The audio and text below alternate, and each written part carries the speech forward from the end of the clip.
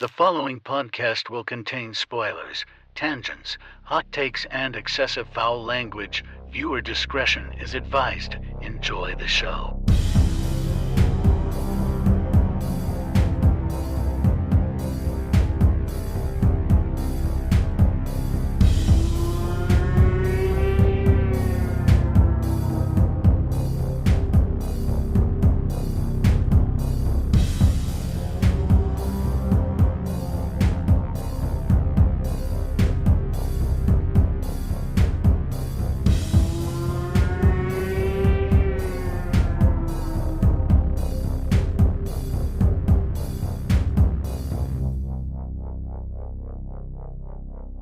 Greetings, horror fans, and welcome to episode 315 of Frightmares. I'm your host, Austin Proctor, and joining me today for 1993's Jason Goes to Hell, The Final Friday is Cory Johnson. Okay, here's the real question. Everyone says it's key, ma. Never heard that in my life. It's always Am I crazy? Yeah, it's yeah, but people are like, no, it's key 100%. I was like, it's not. No, he's not. He's not saying kill mom. He's not saying kill mom. I interpret it as he is laughing his hellish dread as he, in his own mind, skips and frolics through the woods to kill these teens. There's an image I needed in my head today. I love that so much. So you're probably wondering, Austin, Cory, why are you reviewing one of the worst Friday movies? And well, we were just talking about this before I hit record. 1993 was not a good year for horror movies. Let me tell you, because I have a list here in front of me of I'm not going to go through all of these because that would take eons, but I have a list here in front of me on IMDb of horror movies that came out in 1993. So let me read off a couple of these to you. We have Kronos, which we've already done back on the episodes we used to do multiple movies on. Needful Things and The Vanishing. So two things that I had never heard of, had no idea how popular they were. Then you have Body Snatchers, which is already on the docket for later on, next year. There's a movie called Dark Waters, plural, which is a foreign film. I've seen Dark Water, the foreign film, and the remake in America. Then you have The Dark Half, which is a Stephen King adaptation. Fucking impossible to find anywhere streaming physically. It's just not, it's one of those movies. Then we have Return of the Living Dead 3. We already did the first one, so that one kind of felt weird to do. You've got Trauma by Dario Argento, which we've already done, and I hated that movie so much. You've got Ticks, which we've also already done. You got Warlock the Armageddon, and that just felt like a weird movie to do because that's the third one, I think. So why are we hopping into that franchise so late? You've got Skinner.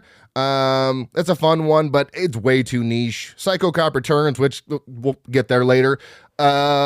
Maniac Cop 3, again, why are we jumping into a small little group of movies to the third one? That wouldn't make any sense. Leprechaun, which again, already done. And then that's pretty much it. There's other, there's plenty of other ones, but those are the bigger named ones. And then you have the Final Friday. So this one was on the list with a couple other ones, and you said, let's do this one. And I was like, fuck yeah, because we've only done part 3 we've only done part 3 as one episode. So this is the second Friday movie we're reviewing. And I've got some, controversial takes, some hot takes, whatever you want to call it. I do genuinely love this movie, but it is a trash movie. And we'll get there. And my history with this movie is, I saw all the Friday movies, all of them all the way through, probably 2020, 2021. I had seen some here and there, but never had gone all the way through them. Yeah, that's because we decided back when we were doing unhinged fucking episodes, we decided to do 1 through 8 on an entire show. Yep. And I'm pretty sure that week we just decided, for our own extra credit, for nothing to give to the class, just for our own learning, just watching every Jason movie that existed. Yeah, so we did 8 movies in like 2.5 hours, which like who let me do that? Who was in charge? Because it wasn't me. I'm pretty sure it was my fucking idea.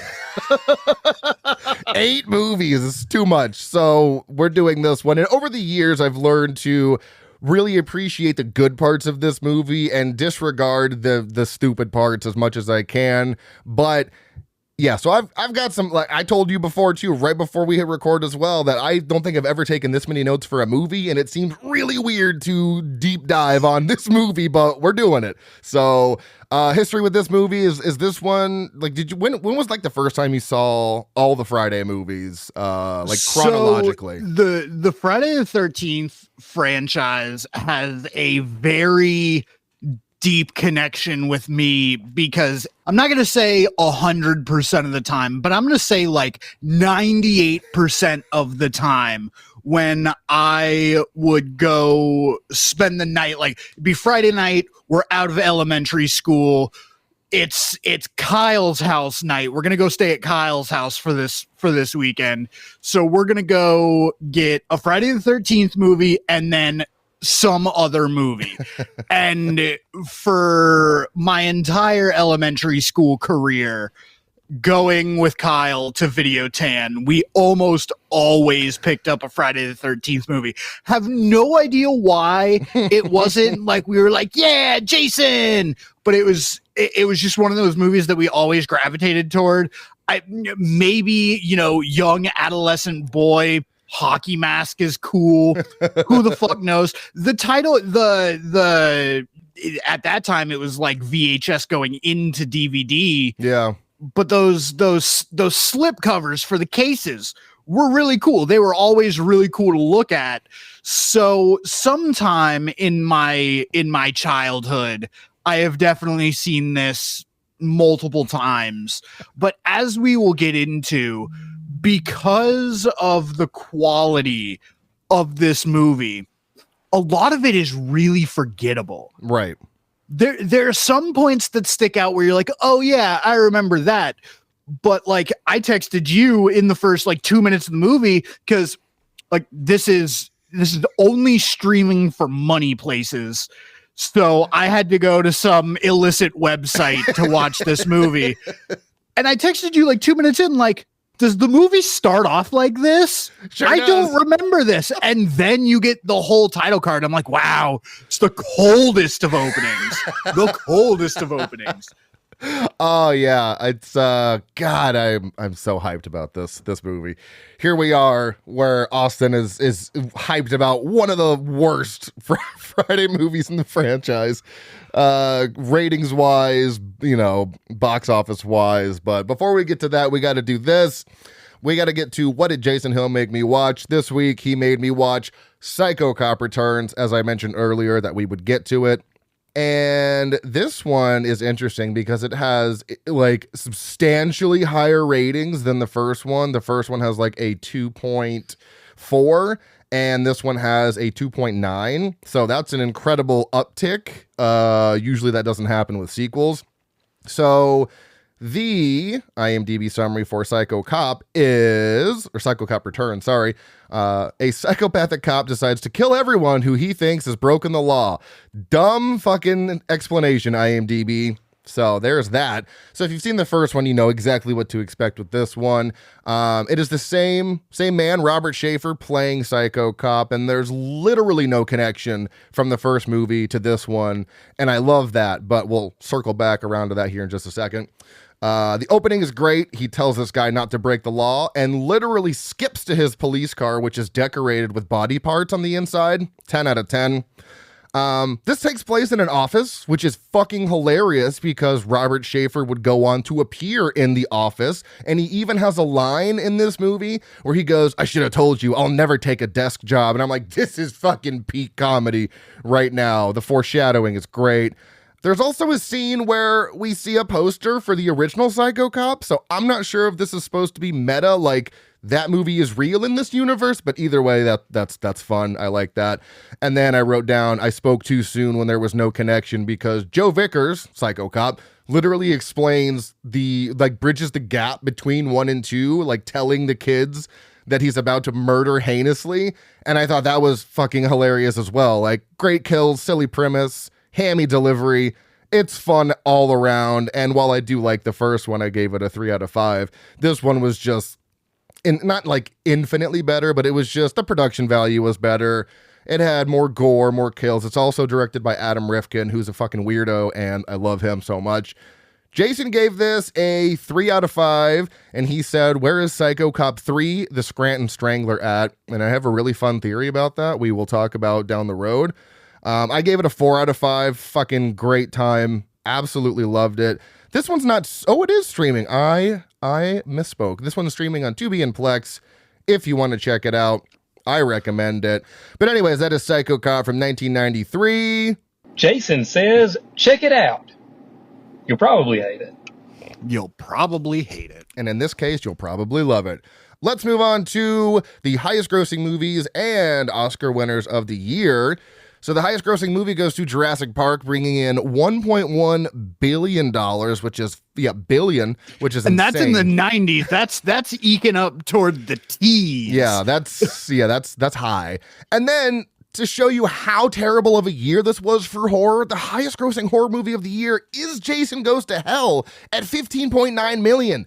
That sucks. Like, that's not good. So that's how bad of a year it was for horror. This is the 66th Academy Awards, presented on Monday, March 21st, 1994. Honoring movies that released in 1993, Best Actor goes to Tom Hanks for Philadelphia. Actor in a supporting role is Tommy Lee Jones for The Fugitive. Best Actress goes to Holly Hunter for The Piano. Actress in a supporting role goes to Anna Paquin for The Piano. Didn't even know she was acting in 93. Cinematography, another fucking person, I cannot pronounce his name, Janusz Kaminski for Schindler's List. Director goes to Steven Spielberg for Schindler's List. Musical score, John Williams. I think he's been mentioned multiple times on this show for musical score for Schindler's List. And Best Picture is Schindler's List. I realized today that I didn't take any notes on Schindler's List, and that's probably because of the trauma that I went through watching that movie. Yeah, Good because God. it's not a note-taking movie. It's a, hey, you want to be confronted with the horrors of humanity Oh my God. in the most personal and artistic way that it can ever be presented. Here's Schindler's List. And I mean, most people probably know the name, and if you haven't seen it, let me just preface this by saying it is a fucking bummer. And that's not me being disrespectful to the situation. I mean, it's a bummer in the sense of, like, this is not a fun movie. This is not a feel-good movie. This is rough, dude. This is real life shit that happened, and it's very accurate to what happened. I mean, Steven Spielberg was very respectful and told this story in the most beautifully hauntingly beautiful way. Fuck, dude, it was going along, and I was like, okay, all right, I get this. And then the first guy gets pulled off and shot in the head in front of everyone. And I was like, oh, okay, we're doing it like that. And then it just got worse. And every time I was like, all right, it can't possibly get worse. No, it got worse to the point where I was like, I need a break. I had to take a break, and it's a 3 hour, 15-minute movie. I was an hour and 45 in. I was like, you know what? Let me just take a breather here, because this is dense and it's heavy.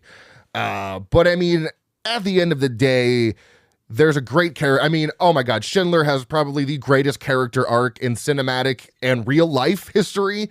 It's Liam Neeson's best role ever. 100%. And you cannot convince me otherwise. Oh no, absolutely. It goes like Schindler's List and him as Qui-Gon Jinn, and then everything else. Yeah, it was incredible. And what's really funny is that, what's his name? Dances with Wolves. Kevin Costner approached Steven Spielberg to star in the movie, and he was willing to do it for free. And Spielberg was like, no, I don't want star power in this movie. I want actors who are not as famous, so you can focus on the story. Because Liam Neeson at the time was not, where he is now. So he declined Kevin Costner, and I think we can all agree that would have been a totally different movie and not nearly as good if Kevin Costner was in the lead. No offense to him. Just, Liam Neeson was the right choice. But I mean, fuck, dude, it is, and I had to look up some stuff because I don't know that much about, the Holocaust. Like, we were taught about it in school a little bit, at least I was. And looking into this, I was like, it's really not fair how much of this is true. I was so upset and so angry. And apparently there's people out there who fucking deny the Holocaust happened. Fuck you if that's you. Like, that's insane. People out there denying just historical events like it didn't happen. That's insane. I did not know that was a thing. Jason had to tell me that. And I was like, wow, I don't know. That might be worse than it's not like we have video proof or anything. Right. Like, I think that's worse than the actual Holocaust. Like, denying that it happened, you're just denying those 6 million people died. And like, I think 7,000 people survived, which is an incredibly low amount of people. So it's crazy. It's insane. So if you are a Holocaust denier, straight up fuck you. That's ridiculous. I didn't even know that was a thing, and that baffled me so much. But the ending is just absolute. Oh my God, I literally was almost sobbing at the end when Liam Neeson was like, I could have done more. I'm like, dude, you did so much. Stop it. You did so much. And also so good. Ralph Fiennes' character, Amon Goth. Yep. Like, arguably one of the single greatest villains ever. And thank you for mentioning him. Ever on screen. And thank you for mentioning him, because I feel he is so underappreciated, because a lot of times he does play a villain. I mean, you got Harry Potter, Voldemort, he's a villain. He, in Bruges, a villain. I mean, he plays a villain very well, because you hate him, but you're also like, there's just kind of this thing about you that I like. Not in Schindler's List, but like in Bruges, he's the villain, but like, I'm like, I kind of like you because you're fucking hilarious. So it has a 4.5 out of 5 on Letterboxd, and that's exactly what I gave it. And the only reason I did not give this a 5 is because there is zero fucking rewatchability for me. I don't need to see this again. I don't know someone who willingly is like, ooh, let me turn that on today. It was a one and done for me. I saw it. I appreciated it. I respected it. It made me incredibly sad and emotional. And my review is nothing funny at all. It's just, I have nothing but respect for Oskar Schindler. I didn't want to try to poke fun or make a joke about any of this, because it's not a laughing matter. Usually my jokes have some sort of zing to it, but I was like, let me not do that for this one. So Schindler's List is, if you just be warned, if you haven't seen it, go in prepared. It's going to be very sad, and it's a dark movie, but it is streaming on Peacock. So that is Schindler's List from 1993. Let's move on to the IMDb Roundup. This is Jason Goes to Hell, The Final Friday from 1993, released on August 13th of that year in the US, which was a Friday. Yes, I did check.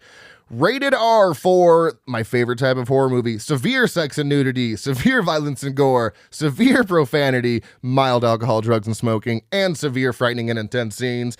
Coming in at an hour and 27 minutes, or if you have the unrated cut like I do, an hour and 30 minutes, you get 3 extra minutes of gore and boobs and sex. Listed as a fantasy horror thriller.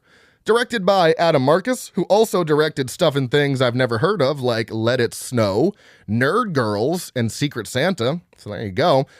Written by Jay Hughley, who also wrote 19 episodes of Magnum P.I. Written by Adam Marcus, who also wrote Texas Chainsaw 2013. And written by Dean Lorey, who also wrote Major Payne. So that's fun. Composed by one of my favorite composers, Harry Manfredini. 224 credits, composed Friday the 13th, 1 through 7 and 10. I guess they said fuck you for number 8, which is weird. House 1 through 4 and Wishmaster. Cinematography by one of the greatest names in history, Bill Dill. That's hilarious. Who also did Pumpkinhead 2, Blood Wings. Edited by David Handman, who also edited Deep Star 6, Wishmaster, and Jason X. Starring John D. LeMay as Stephen Freeman, who was in 54 episodes of the Friday the 13th series as Ray Dallion. We've got Carrie Keegan as Jessie Kimball, who only has 4 other credits, but she was in Jerry Maguire as former girlfriend. We've got Kane Hodder, of course, as Jason Voorhees / FBI agent number 2. We all know this man as Jason Voorhees and Victor Crowley. We got Stephen Williams as Creighton Duke, who was also in It 2017 as Leroy Hanlon. Stephen Culp as Robert Campbell, who was also in Captain America, the Winter Soldier, as Scudder. And we have Erin Gray as Diana Kimball, who was also in Buck Rogers in the 25th Century as Colonel Woman 3. Estimated budget of $3 million, grossing 15.9, like I said before. Filmed in West Hills, Agora Hills, Thousand Oaks, Culver City, and Los Angeles, California. This is an Amazon rental for $379. Movies that came out around the same time: Son-in-Law, Rookie of the Year, Weekend at Bernie's 2, Free Willy, Hocus Pocus, The Piano, Coneheads, Robin Hood Men in Tights, So I Married an Axe Murderer, The Fugitive, Psycho 4, The Beginning, The Hills Have Eyes Part 2, and The Joy Luck Club. IMDb summary was fucking dumb. It literally said serial killer Jason Voorhees' supernatural origins are revealed. So I used the letterbox summary of Jason Voorhees is tracked down and blown to bits by a special FBI task force, reborn with the bone-chilling ability to assume the identity of anyone he touches. This is Jason Goes to Hell.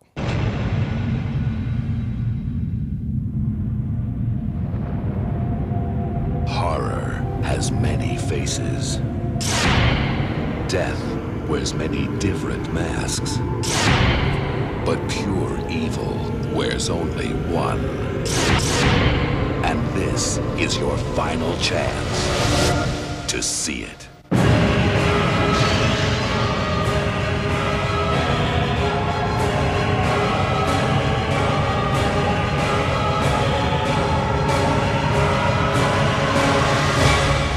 Jason Goes to Hell, the final Friday.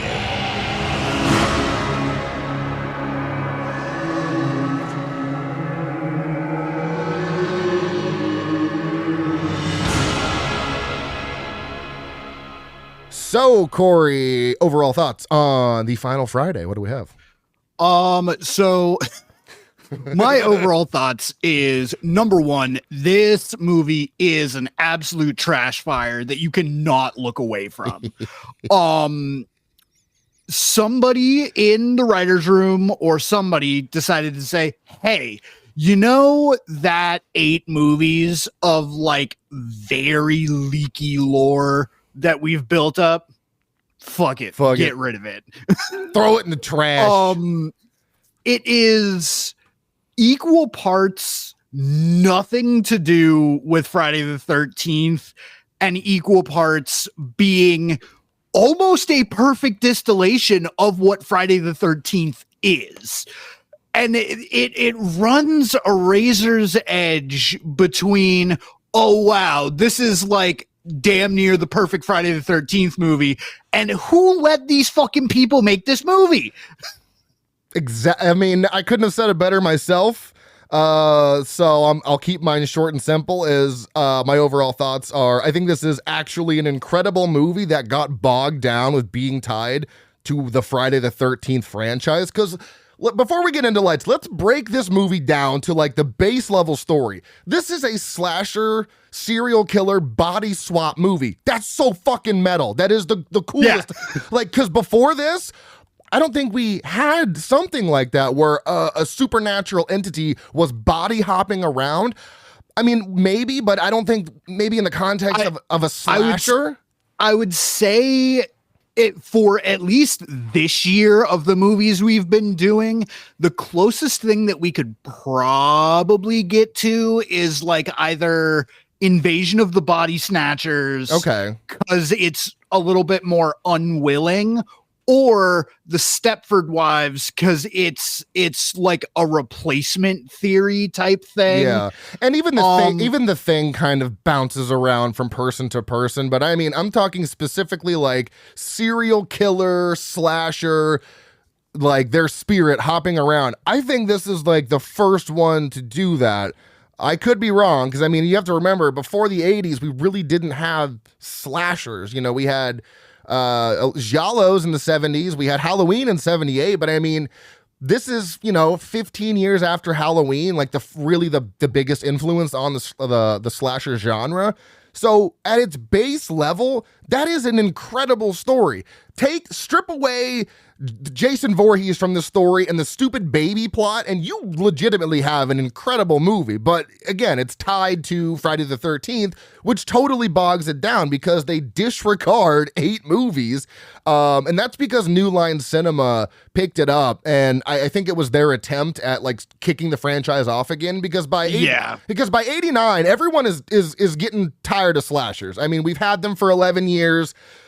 Everyone's like, what's the next thing? It's also a new decade. Usually by the time a new decade rolls around, you have, kind of new themes. Like the 70s were like satanic cults and satanic panic, and then 60s were like psychological shit. 80s were slashers. 90s is a mishmash of bullshit until you get to Scream in 96, which kicks off the teen Screams. But I think this was their, let's kick and it did so poorly that we didn't get Freddy versus Jason for 10 fucking years. 10 years. Yeah. And see, I also think, and as you were talking about this, I'm just kind of developing this thought.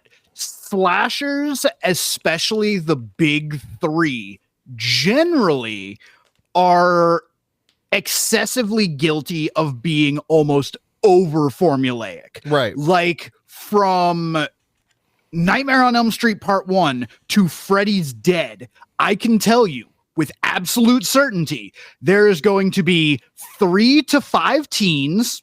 It's going to take place in a suburban neighborhood, and 80% of it is going to be when the teens are sleeping / trying to not sleep. Right. That's the entire plot. Halloween, except for Season of the Witch, right. A semi-suburban upscale neighborhood. There's going to be 1 to 3 female leads that are going on, and it's also very formulaic, and that's why it works. And then you get to Friday the 13th, and the first 3 movies follow one formula. The next 3 movies follow another formula. Then you get 7, which is kind of a standalone. Then you get 8, where he leaves the fucking state and it does all the killing on a boat. None of it is ever cohesive, and that's why most of the time it does work, because it's almost like its own self-contained serial. Right. But at the same time, like you said, it gets bogged down. You could have taken Jason Goes to Hell, and if you would have just changed the costume a little bit and gotten rid of the name Jason Voorhees, named the character something completely different, right, but had the exact same character on screen, it's a completely different movie. Yeah, and even from the cold open, where they're luring this serial killer to this place and then they blow him to bits, like, you don't need any context for that outside of the fact that obviously the FBI is on to this man for something, and you can explain that later. You can have the same opening, you can have the same ending. I mean, the baby bit was a little strange, that's really fun. That's the fantasy side of this movie. But yeah, it just gets so bogged down with that name and being linked to Jason Voorhees that I obviously think that's why it fails as a Friday movie, but it excels as a slasher movie, because I do agree with you. Like I'd say the first 3 or 4 Fridays follow the same thing, and then you have 5, which is like Halloween 3. They tried to do something different, didn't work, so then they bring that back with Jason Lives, fucking huge hit, everyone loves it. New Blood, people are divided on, because I don't like the telekinesis, whatever. I hate that. I don't think it belongs. I don't think it belongs, and it's never whatever. And then you have part 8, which is like basically the goes to space movie that we would get later. And then 9 takes place, well, it was released 4 years after Takes Manhattan. So there was a 4-year gap, which is the largest gap in between a Friday movie. There's usually only a 1 to 2 year gap. You have 80, 81, 82, 84, 85, 87, 88, 89, and then 93, something along those lines. So that's where I'm at with this. And I don't even have that many likes, to be honest. They're very contained and short. Most of them are like scenes or something like that. For example, like, I love Jason's look, although he is in 5 minutes of this movie. I think he's a, Kane Hodder's a hulking beast. I love how the mask is like smushed into his face and he's got this big bulbous head. It's a great look, and it was they definitely, and that's always been kind of one of my probably my only Kane Hodder Jason complaint Kane Hodder is a giant of a man. Yeah. He is as tall as he is wide. And he is made of stone. Yeah. And they put him in that fucking baggy ass jumpsuit with the giant mask. And yeah, he's a big dude. Like when they put him next to another character, you're like, oh, he's big. Yeah. But when he's just kind of walking on screen, you're like, all right, whatever. But in this movie, they're like, oh, hey, we have fucking Kane Hodder. Yeah. Let's make him look like fucking Kane Hodder. And yeah, so it looks great. I also love Kane Hodder's cameo as the FBI agent number 2. That's great. I think, he's in more of the movie as Jason. The score, like I said, I love Harry Manfredini. And the Friday scores are always great. Part 3 is my favorite Friday movie, and I think that's probably my favorite score. But this score is like so chaotic good. You know what I mean? Does that? Yeah, I get it. Because it's like so frantic and so ridiculous, but it also has a vibe to it, which I really like. So this you will totally understand what I mean by this. Okay. This score is the equivalent to being drunk on the kitchen floor. Been there plenty of times. This isn't where you intended to be, but it's cool. Yeah. It's in a weird way relaxing, even though everything is spinning. Yeah, so the score is like so hectic and frantic, but it has this weird, like kind of calming, I don't know, it's strange. There's a lot of good moments in this movie too, like subtle, just really like, oh, that's fun. Like when Bill, the coroner, after he eats the heart and he passes by the fridge, you get the reflection of Jason in the stainless steel fridge. Like that's a little really cool moment. At the moment when he's transferred to the cop named Josh and accidentally kills Diana Kimball, but before she dies, Steven comes in to save the day, pushes Josh out the window, and then Robert is blamed for the death of Diana. It's like, okay, that's actually a really good plot device because now you don't know there's a killer on the loose. You think it's Steven. So any subsequent killings that happen later on, they're not going to be really looking out for that because they think they got the guy. So that's another good point. And the film also implements a split diopter shot for a slasher movie. That's fucking banana sandwich, especially for a Friday movie where you have one person really close in focus and then another scene happening in the back in focus as well. It's split diopter. They splice them together. It's like this has no business being in a Friday the 13th movie. That's like a Black Christmas type shit. Then there is, and it's also, honestly, dude, I think this movie is incredibly shot. Like, the camera work is wild. The camera work, the angles, the lighting, the color grading. I just watched the new 4K that got released, and it's gorgeous. And I'm sitting there, I'm like, dude, this is like, I mean, it's a not big budget, but it's a fucking studio produced slasher movie. So it looks absolutely incredible. Also, the difference in between, like I mentioned earlier, the unrated cut and the theatrical release is gore. One of those is there's a moment. Okay, so you remember when the Jason's entity soul goes into that skeevy realtor towards the end of the movie who is like staging the Voorhees house, and then the news guy. So he goes to the diner towards the end of the movie and confronts that kid out in the parking lot, where he grabs his hand. In the unrated cut, he breaks his wrist and the bone pops up. Oh, so I must have been. It was weird because my runtime was an hour and 27 minutes, and I got that in the hour 27. Interesting. Okay, because that's supposed to be an addition to the unrated cut. And then there's other additions I'll get to because they're further down the line. And then some other moments I like are, I love how, we get different killers. You have this big brolic black dude as the killer first, and then it goes to this shrimpy little cop who has ridiculous strength. And then it goes to the skeevy realtor or the news guy or whatever. And then it goes to Diane Kimball, which, is off screen, but that effectively somehow turns him back into the Jason that was blown up, which doesn't make fucking sense at all. Guess they didn't have the money for 2 different costumes. So you get like 4 or 3 different killers iterations, which I think is fun. Again, it's just fucking bogged down in the Friday the 13th name. So there are so many good elements to this, and that final shot, well, one of the final shots where Jason has got stabbed through the heart with that knife, and then the thunder starts roaring and all those orbs start flying out of him. Like, dude, that's a cinematic moment right there. And it feels crazy to say, but I'm sitting there like, dude, this is so awesome if it was not a Friday the 13th movie.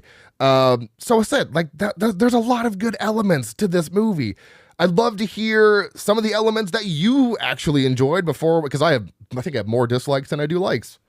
So this almost sounds like a cop-out to me, because I would say if you take each individual element of this movie by itself, I love all of it. Right. It's just when you start putting things together to make the picture, some of the pieces just don't fit, and you can very obviously tell that somebody hammer-fisted that shit into the puzzle to make it fit.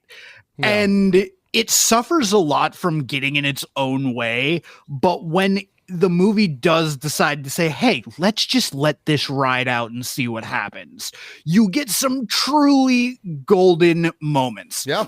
Like, every kill on screen is as over the top as the character doing the killing could have made it. Like, normally in Friday the 13th movies, your first like one or two kills, it's like Jason crushing somebody's head or Jason stabbing somebody. Yeah. And the kills ramp up until he pushes a man down the stairs in a wheelchair or picks up a man in a bag and slams him against a tree. Yeah. Those are normally like your halfway points, and then you start getting even more violence. Absolutely. But with this, it's just like, hey, constant level of violence. Just keep the same level and don't let off. I really appreciate that they keep the same intensity through the entire movie, but at the same time, that intensity through the entire movie gets exhausting. Really? Even with only being an hour 27? So not exhausting in like the timing, but it's just like, man, can I have like a 5-minute break? Give me a breather, please. Well, because it goes almost too fast. Okay, that's fair. Yeah, because I remember I was watching it last night and I paused it and it was like 50 minutes in. I was like, damn, this movie is rolling. So it's 100%. So it's not like one of those movies where it's like, man, this is bad and good at the same time and it's dragging. It's got fucking legs, because you have the first kill is Jason Voorhees. He explodes. And then the kill after that is the coroner stabbing the other coroner with a probe or whatever. And yeah, I mean, the consistency of kills, I'd say, in this are, gory. They are over the top and they're really good.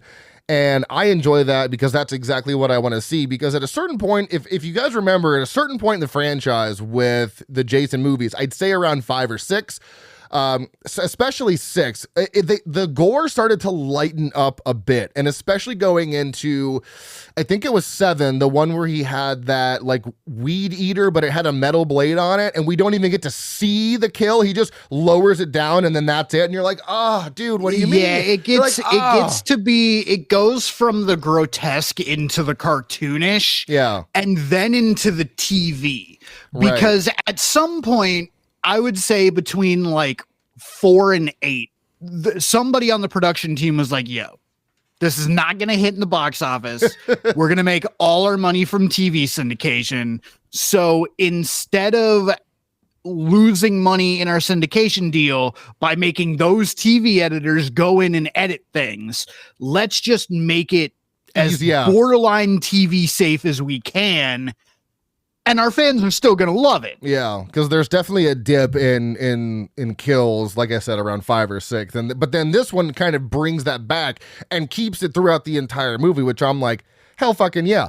And the only other, about, this is a story beat that I like, and I just love Steven's motivation to prove that he's not a killer. Going so far as to escape jail, run Robert over, fight with his cop friend Randy.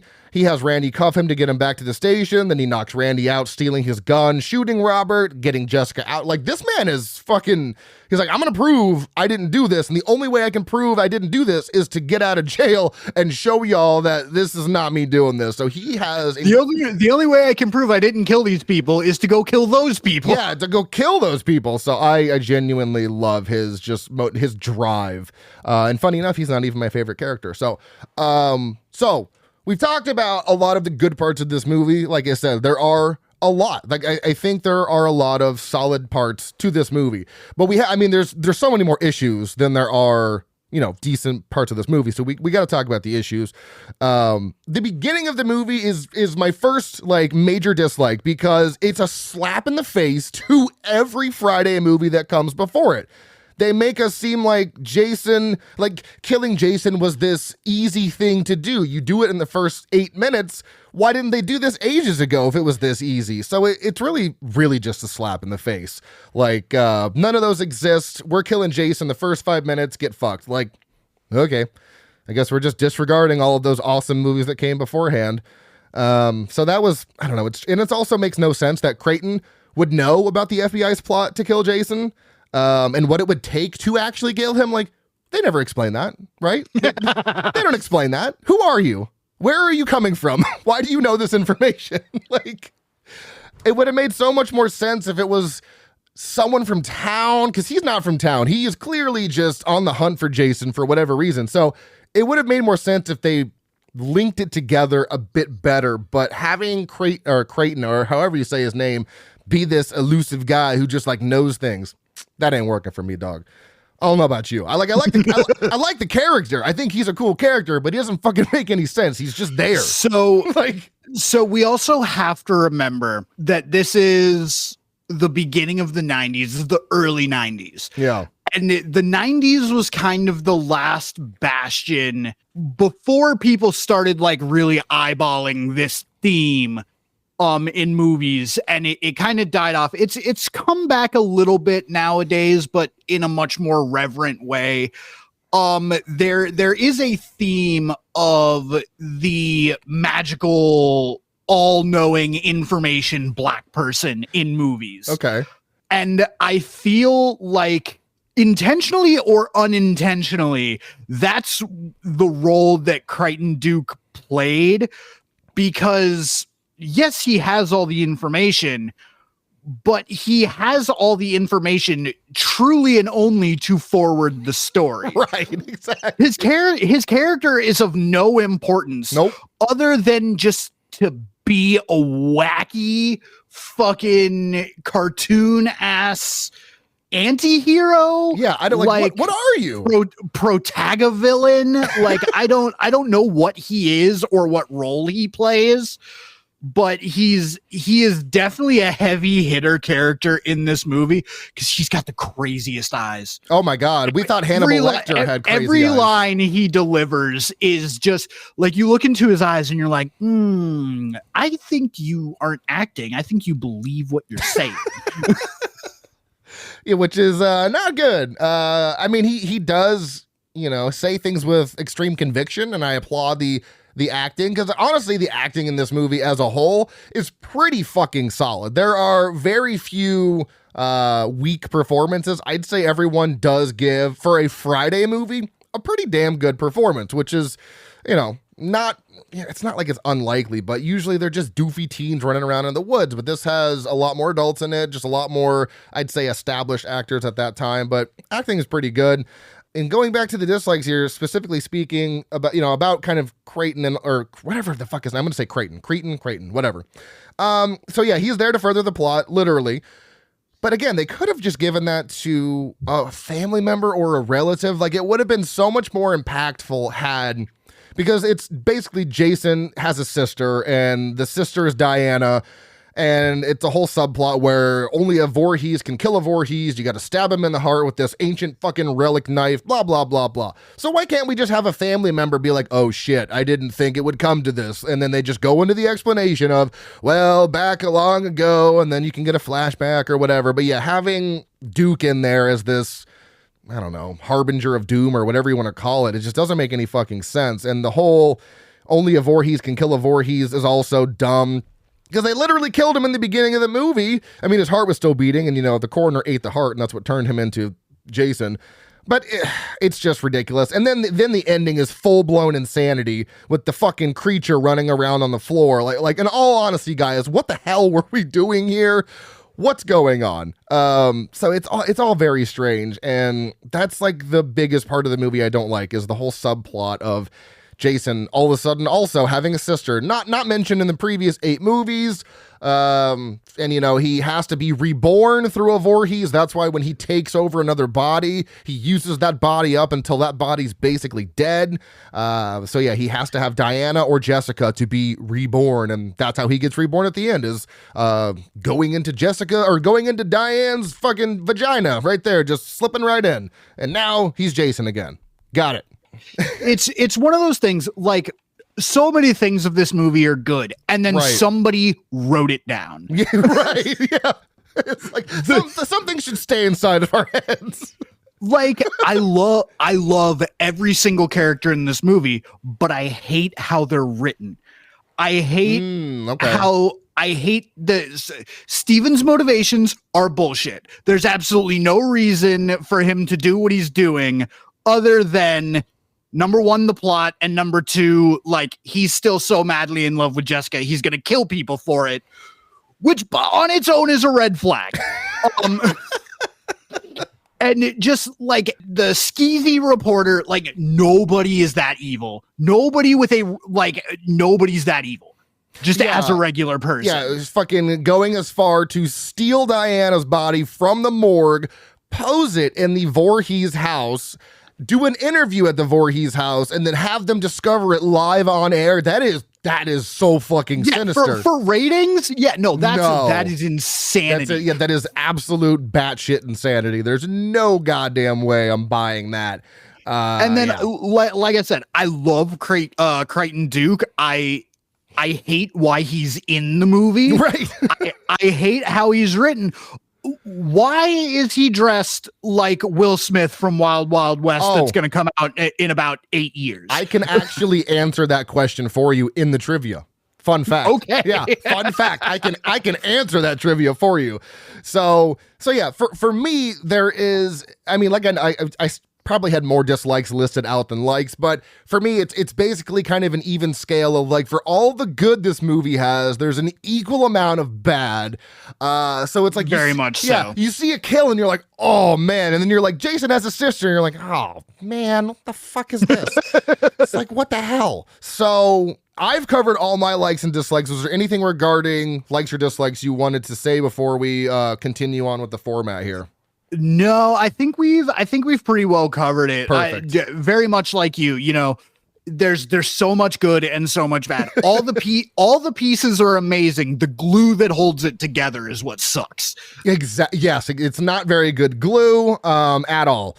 So I've already kind of mentioned my hot takes, so I'll just reiterate them. I think this movie is fucking awesome, had it not been tied to a Friday the 13th movie, because at its core, again, it is a killer slasher body swap movie. Great kills, great gore, acting is good enough not to be hokey for most of the characters, and if you're a fan of it, there's plenty of, nudity. I don't really give a shit either way, but yeah.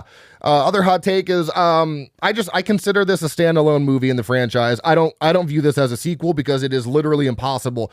Voorhees got dumped into a vat of toxic waste. You simply don't come back from that. And I don't give a fuck what explanation you try to tell me. It's not going to matter. You are disintegrated into nothing after that. So you don't come back from that. And again, New Line Cinema picked up the franchise after 8, so this was I think this was a starting of a new timeline. But this one did so poorly. It really did. I mean, it did make money. It made about $12 million, but still, that's not great for a Friday movie. And the Freddy vs. Jason that's hinted at the end of this, we wouldn't get for 10 years. And it's due to the poor performance of this movie, horror fans kind of being over the slasher craze, and there were issues with rights between the characters during that time. And then we would get Jason, we would get another Friday sequel before we got Freddy vs. Jason, because Jason X was 2001. So those are my hottest takes. Do you have any hot takes for this movie? Yes. Oh, my hot take is this is a 1 hour and 27-minute advertisement for a movie that we wouldn't get for a decade that was arguably worse than this movie. Oh, no. Oh, man. Not a fan of Freddy vs. Jason? That's the thing. Freddy vs. Jason, I love. Because it was the first time in my horror annals that you got the crossover for the sake of crossover. Right. Like nobody wanted it. But they were like, oh, no, fucking do it anyway. It's going to be dope. And it was, but I'm going to say this, and I love Jason. I am over lukewarm on Freddy. It is the worst movie out of both franchises. Oh, man. Okay. Fair enough. I can see the merit there. Hooks for me is pretty early on in the movie. It's when the coroner eats the heart, because that whole scene is shot so well. You can hear the heart thumping, and he looks over at it, and you can tell there's some sort of energy going on, and then the heart beats faster and faster and faster, and then he just fucking manhandles it, and he just starts eating it, and then starts growling like a bear, and all these orbs fly out of Jason and into the corner, and he like rips his shirt, not rips his shirt, but he's got a vest that he kind of opens. Fucking like, that's a peak moment for me, and I'm like, okay, it might be a silly concept, but this scene is reeling me in. So what about you? Honestly, I got hooked like when they're just dumping rounds and explosives into Jason, because a certain part of us deep down knows that if any one of these teenagers from any one of these 8 movies just went and got the cops, not one gun, not an arrow, not a harpoon, not a guitar. You get 5 dudes with long guns. You'll take Jason down. Like, at the end of the day, he may be demon hellspawn, but he's still made of flesh. Right. And flesh can be torn and ripped. Exactly. You shoot him and you rip him apart. So you get this almost like, why didn't they do this before? That's what I'm saying. Kind of feeling. Yeah. And it's almost a level of satisfaction where it's like, oh man, it took 9 movies. It took a decade for somebody to just be like, why don't we blow them up? It took exactly 13 years, actually, because 1980 to 1993. Oh, shit. Lost for me is any point in time the plot of the baby comes up, I'm like, fuck this movie, so dumb. So I get taken out a lot, but I also keep getting reeled back in. It's a very up and down roller coaster movie for me. What about you? So you're gonna say something about this. Because I love the effects. I love what happens, but the sound effect of the orbs leaving and coming back into the bodies. Yeah.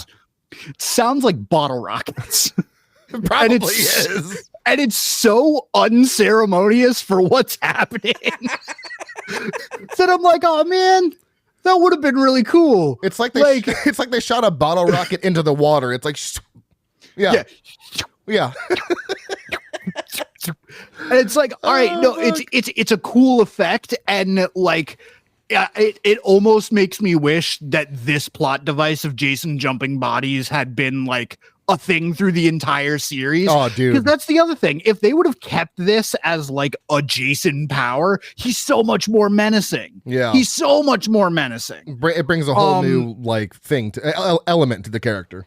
But you give us this awesome power and then give us dinky sound effects to go along with it. And the actual effect itself for 1993 is pretty fucking huge. Awesome. It's really well done. It doesn't look bad. It looks pretty damn good. They don't even light up the full body. They have like individual lights where the thing is going. Like there was effort put in. Yeah. Up until they were like, what do we do for the sound? I got it. Horror moment for me is, again, early on in the movie. It's Basically, my hooked moment is when he eats the heart, because it is horrific. He's eating this disgusting blackened heart and then starts growling like a bear. But honorable mention to the cop who gets all melty once Jason has evacuated his body, because he just like melts into a goop. 10 out of 10. So what about you? Horror moment. So it's between 1 and 2, and I don't know if even one of them would be considered a horror moment. It's more suspense based. But the first one is, the cop melting, but specifically when his head is on the ground and he picks himself up and his jaw so good. is on the floor. So good. With melted face stringing like dollar store cheese out of the microwave. It is disgusting. It's fantastic. But my other moment, which is much more suspenseful, is when Steven and Crichton are in the jail, and Crichton's like, "Yeah, you want this information? It's gonna cost you. Give me your hand." And he just starts like breaking his fingers. I'm like, what the fuck? This you one's sadistic fucking asshole. This one's on the house. Yeah, I'd say that's a horror moment for sure. Kill for me is the tent kill, specifically with the unrated cut, because I was watching the theatrical on accident last night. I didn't realize it until I got to that scene, and I was like, oh, put in the wrong cut of the movie, because the tent kill in the unrated cut shows, Bill the coroner grabbing some sort of metal fence or something, and going right through the chick's stomach. But in the unrated cut, it doesn't cut to the guy. It stays on her, and you see the metal go through her stomach, and then sliced up. And then lit. Slices all the way up in half. And I'm like, that is so goddamn amazing. Also, obviously, I'm assuming that everyone saw the theatrical cut in theaters. So if they would have seen the unrated cut in theaters, it might have done a little bit better, because the gore is just a lot better. That kill is fucking amazing. But another honorable mention to Joey B getting her face smushed in, because that was fucking hilarious. I forgot about that, and I fucking almost died laughing. It was a great moment. She gets like her chin and nose just like crumpled. It's so funny. Kill for you. So you touched on one of them, Joey's skin getting lodged into her sinuses was fantastic. Because she just a mouthy fucking obnoxious character. But I would have to say my favorite kill is the coroner on coroner violence. That's a good just because I feel like it's the one kill that has like a little bit more attention to detail, because not only does he get stabbed with the probe, but then the coroner takes the back of his head and slams it into what I thought was like a gurney, but then they do the undershot. Yeah, it's like a grate. And it's like some type of grating. And as the head comes back off, you can tell that they smushed his head into the little squares of the grate. Yeah. And it's ever so slightly pushed in. And you're like, ooh. Ew. That's gross. All right. Favorite character for me is Joey B. She's the lady that owns the diner. And it's mainly because she swears at a baby. She's like, what the fuck is that? Get it the fuck out of here. This is a diner, not a nursery. And then immediately switches her tone when she gets a call that Steven escaped custody. She's like, oh, bring that sweet angel to the back. You make him a little crib. I was like, that was a weird tonal shift there. Also honorable mention to Shelby, who was played by Leslie Jordan. If you don't know the man, you might know the "oh Lord, I'm about to bust" meme. That's him. Fun fact. So he's hilarious. What about you? Favorite character? It's a toss-up between Crichton Duke, because he's just so absolutely ridiculous in this movie. It's like if somebody gave Keith David whippets. He's just wacky and cartoonish. But I also, just because he is the most hapless, useless character ever, Joey's husband is fucking hilarious. Oh, Shelby, yeah. Leslie Jordan. Yeah. Oh, yeah. Shelby, He's great. So good. So least favorite character for me, let's see, Robert Campbell. I mean, he stole Diana's body to stage in the Voorhees house, and fuck you. Yeah, you're a literal piece of subhuman shit, and I hate you. So that's my least favorite character. What about you? Oh God, is it Joey B? No. Who my is it? least, Is it my Diana least Kimball? favorite character is the baby. Cory. Because here's the thing. We've all heard of Chekhov's gun, right? If you show us a gun in the first half of the thing, you have to use it. And guess what? Never gets expounded upon through the rest of the movie. The fucking baby.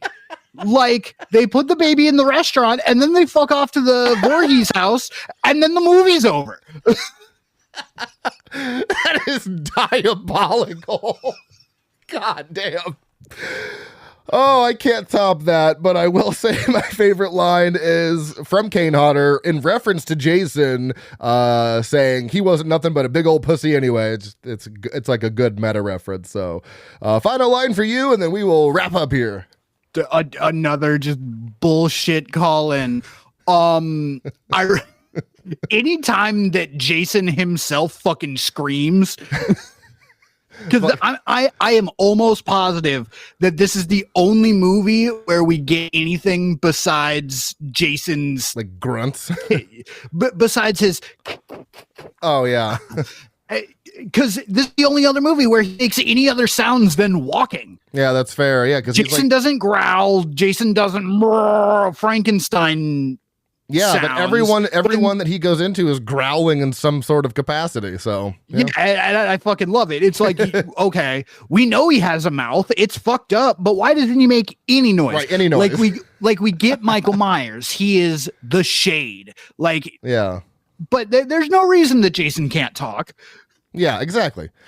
And I'm sorry, he is the Shape, not the Shade. I thought you said the Shade, but I thought maybe the internet got fucky and it just warped your voice. So the Shape, yes. Final thoughts, or are we good to do the post review stuff here? Because I think we do the post review. I think we nailed it. So taglines, we have the creator of the first returns to bring you the last, which I don't understand because this was, I don't think Sean Cunningham was involved in this, but anyways, evil has finally found a home. Jason goes to hell and he's not coming back until the other movies. Also, I love that this is the second Friday the 13th movie to include final because we have the final chapter and then the final Friday. Stop putting final in the fucking title, guys. We're never going to stop making these. Well, I guess until the rights are unfucked. So trivia, Michael B. Silver and Michelle Clooney, who played Luke and Deborah, the couple having sex in the tent, had been a couple in real life, but broke up shortly before being cast. So this made for some initial awkwardness when they had to pretend to be simulating sex. When Creighton Duke is interviewed and he demands $500,000 for the capture of Jason, he says, for that, you get the mask, the machete, the whole damn thing. This is a reference to Jaws 1975, when Quinn says he will kill the shark or he demands $10,000 to kill the shark, and he says, for that, you get the head, the tail, the whole damn thing. Jason's heart was used in From Dusk Till Dawn, 1996, as Monkey Man's heart. The crate in the basement of the Voorhees house was a prop from the story The Crate from Creepshow 1982. Stephen Williams would only play bounty hunter Creighton Duke if he could dress as a cowboy. That is why he's dressed as a cowboy. He would only do the role if he could dress that way.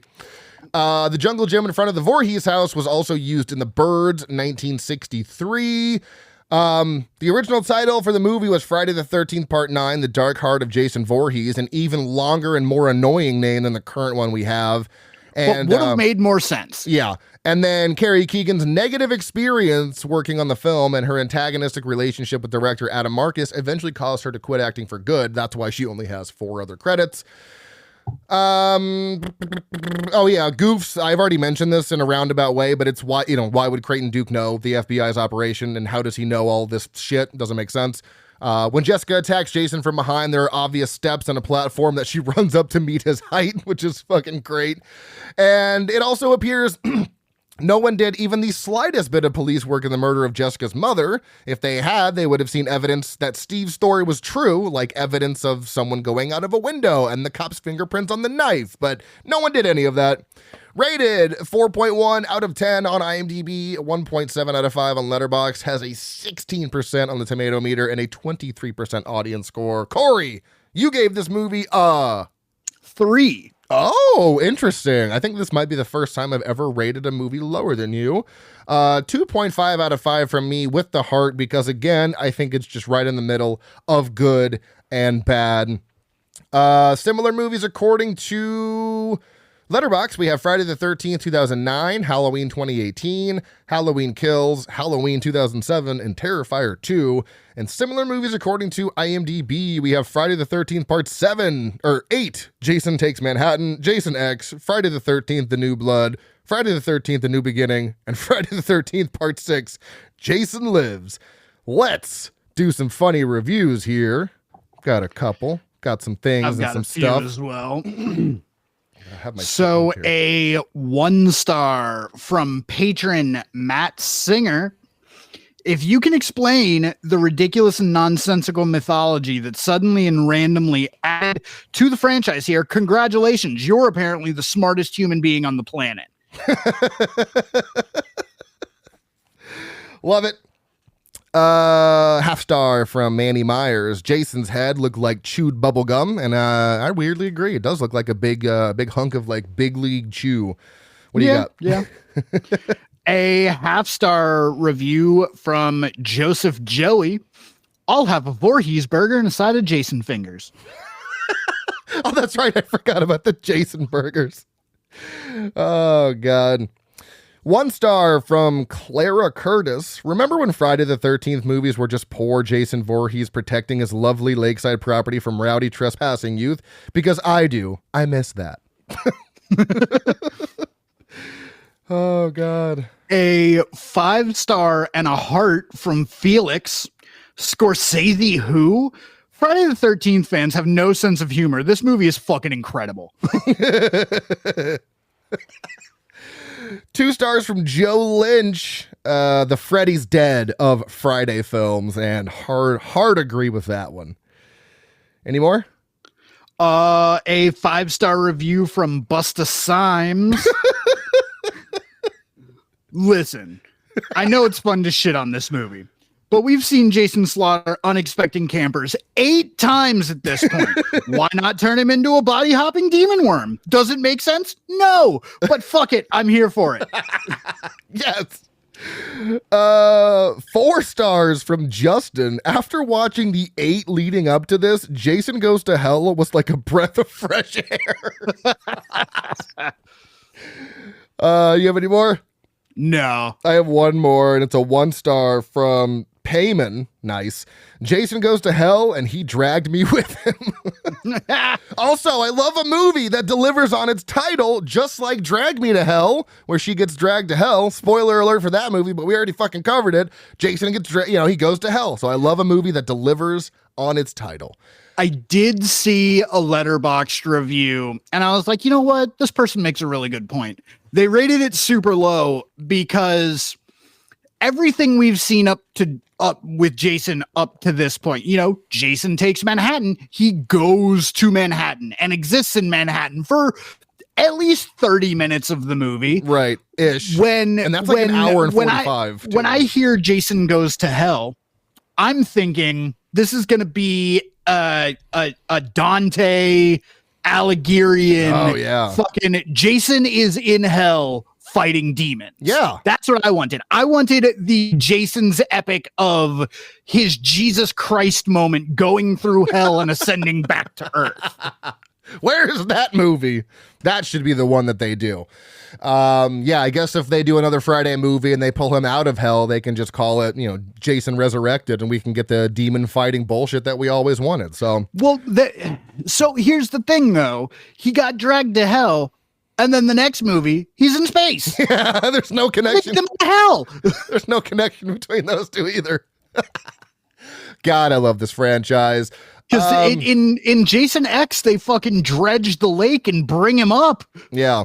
And then is Hell Camp Crystal Lake? And then it might be. And then hockey gets outlawed in like 2024 or something like that. So we are well past that now. So that is Jason Goes to Hell, the final Friday. If you enjoyed the show, please rate and review on your favorite podcast app of choice. Follow us on Facebook, Instagram, TikTok, and Slasher app at Frightmares Podcast. Our email is stayspooky@outlook.com. You can also follow me personally on Letterboxd at Dr. Proctor. You are Frightmare's Cory. Booyah! Next week, Gabby and I will be back doing Wolf from 1994, starring Jack Nicholson and Michelle Pfeiffer. There we go. I had to think about that one for a second. So until then, stay tuned, and for $500,000, I'll give you the stay, I'll give you the spooky, I'll give you the whole damn thing.